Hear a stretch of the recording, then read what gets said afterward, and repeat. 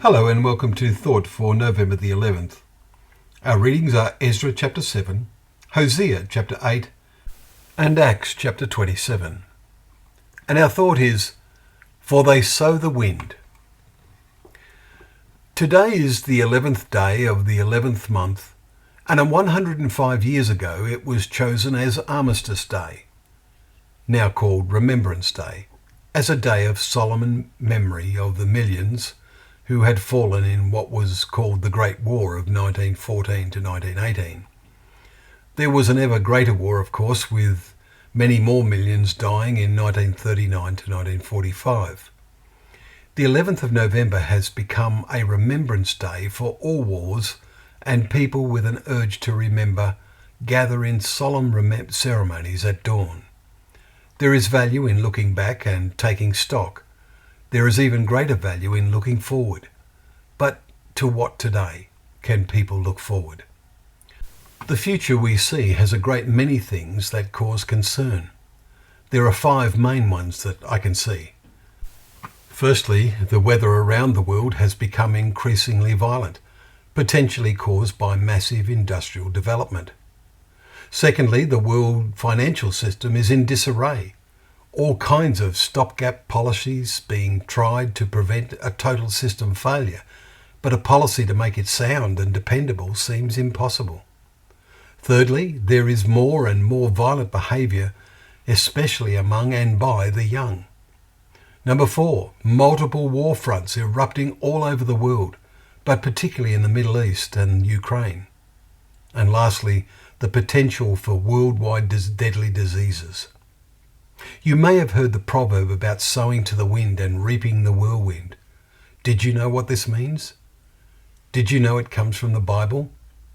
The farmer in ancient times sowed seed in his field by carrying a basket and scattering the seed around as he walked. He took care to scatter it as evenly as possible, but some still fell in unproductive places, as the parable of Jesus tells us. It would be very unwise to sow on a windy day, as Ecclesiastes 11 verse 4 tells us. Our reading in Hosea chapter 8 today has, For they sow the wind and they reap the whirlwind. Verse 7. The spiritual application here is about how we use our life, our intellect and our energies. You go to school, you are sowing for your future. We learn much more of the ways of living outside of school. What kind of training is that given for the future? Those who sow so that the wind blows the seed all over the place are bringing a lot of useless stuff into their minds that will not only be of no benefit in the future, but has a large chance of being destructive. The context in Hosea is that of Israel, especially the northern 10 tribes. They had done just that. We read in the very next verse, Israel is swallowed up. Already they are among the nations as a useless people.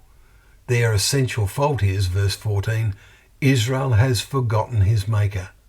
And that is exactly the situation in the world today. They are sowing to the wind. They're believing that there is no God. And now they are at their wits' end with whirlwinds coming on the horizon.